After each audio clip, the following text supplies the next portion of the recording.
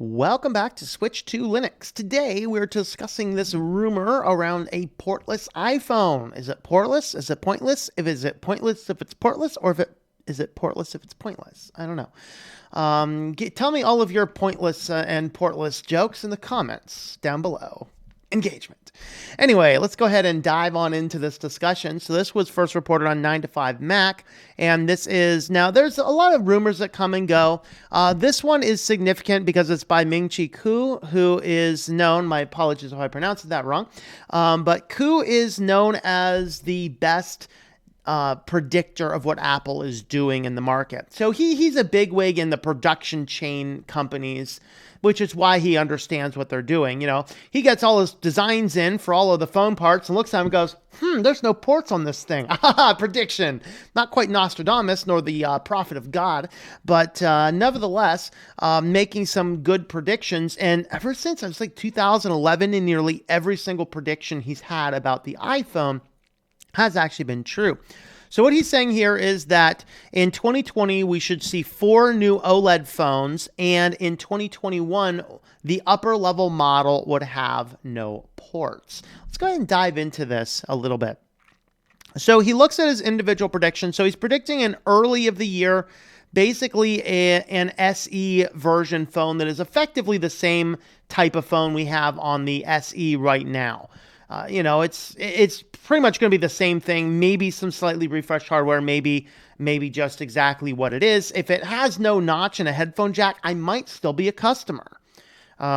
Especially would be good to have an iPhone for some basic testing stuff. I'm not going to buy a new one, but in my iPhone, it's a pain. The network cards don't work well, but if I get close enough to the router, I can connect to the internet just long enough to load up a website to test it. Bonus. Of course, it's still running iOS 9, so it's a little slightly out of date.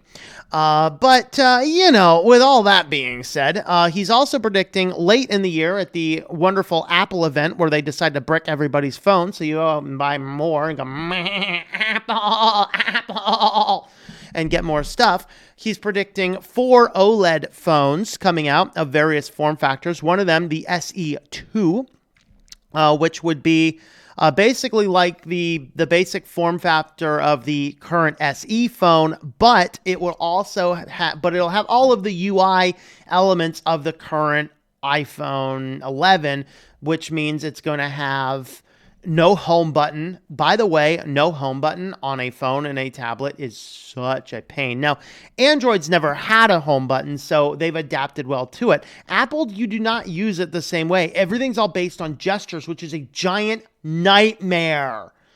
Like, I was looking at an iPad at Verizon when they had me in there for an hour trying to figure out, can I put this Verizon phone on the Verizon network, and they're all brain dead over there, I think. And what ended up happening is I'm sitting there looking in their storeroom. I really think they're making you wait so you look at everything and want to buy stuff. It's like an impulse buy conspiracy theory. That's my thought. I'm sticking with it. But I'm going over there and playing with one of these new iPads. Dude, it's like, okay, I got the web browser open. Now how do I close this stupid thing? You guys sit there and it finally closed. Like, what are you doing?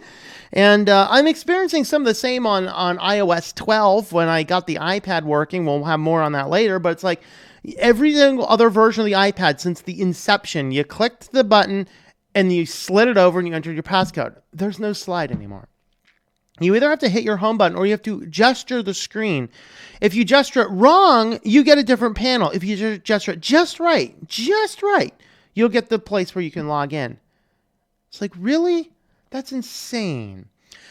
But anyway, they're looking at one of those phones and then a few other ones. And then what they're looking at in 2021 is a phone without any ports at all. The idea here is it's not going to be like, hey, this year we're going to remove all of the ports. You won't be able to get an iPhone with a port. No, they're going to do the same thing that they did with the iPhone 10. They released a series of iPhone 8 refreshes that were very similar to what people were used to. And then they're going to do one super model, hopefully not a $2,000 model like Librem. Have you lost your mind over there at Librem? And you wouldn't have a $2,000 phone, but it probably will be anyway. But it's the sleek, the new, the amazing. They pay all of your money to us. We will own your soul for a phone with no ports whatsoever.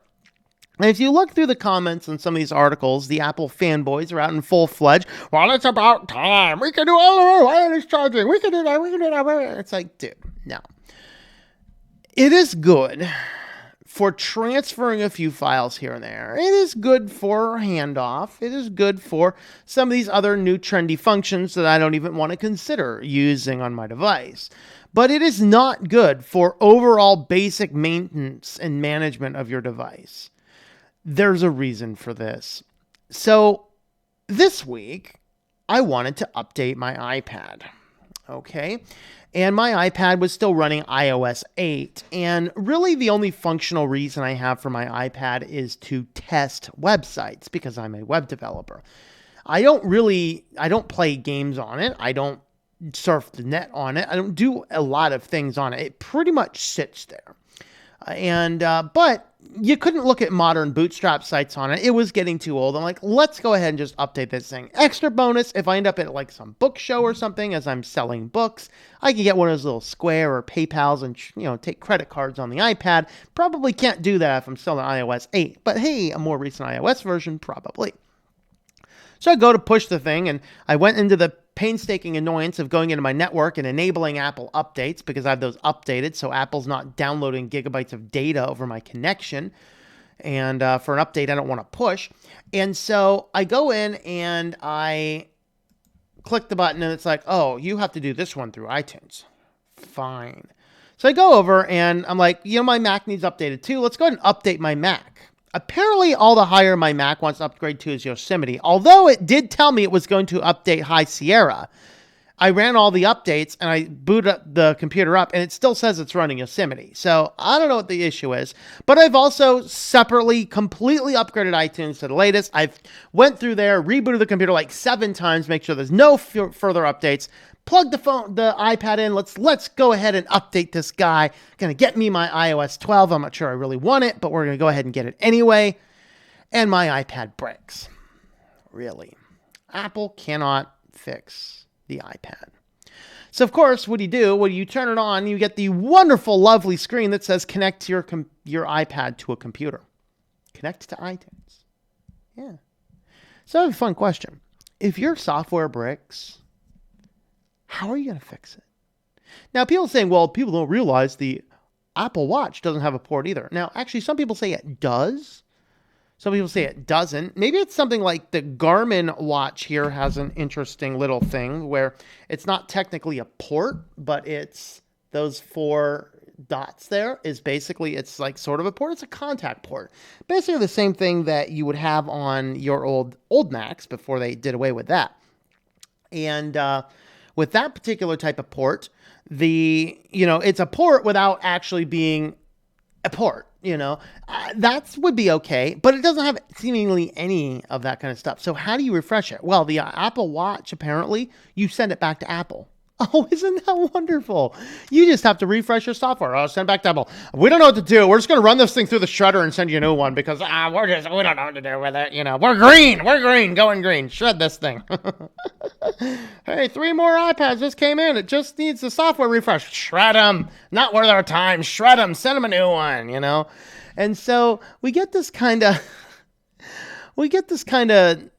effect going on. What if you need to refresh this thing?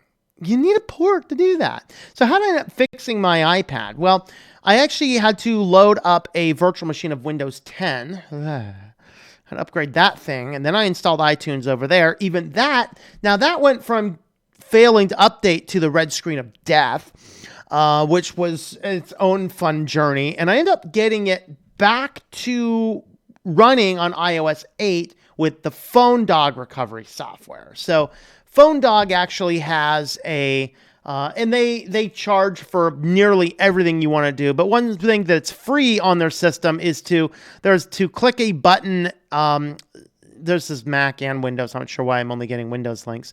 But you can click a button and it does what it's basically called a quick recovery, which basically, if my understanding is correct, when you go to update it, it's kind of like WordPress. When you go to push the update on WordPress, it drops a file in the directory called .maintenance in WordPress. And if the update is interrupted or fails in some way, it often fails to remove that .maintenance file. And what ends up happening is if you simply go in and just delete the .maintenance file, your WordPress site will probably work again. It might need a manual update, but it's, that's probably what will happen. I guess that Apple probably does a similar thing because you click the quick button and within a hot second, boom, I had iOS 8 back again. It's like, well, that's neat. So PhoneDog got me back to iOS 8, but now on the most up-to-date system on Windows 10 on iTunes, I actually then was able to push the update to iOS 12 on the iPad. So I was able to fix, the moral of that story is I was able to fix my iPad because it had a port. Okay, your wireless transfer is not going to function if you don't have a port to plug it in. If your software goes buggy and you don't have a port, you are completely 100% at the mercy of Apple.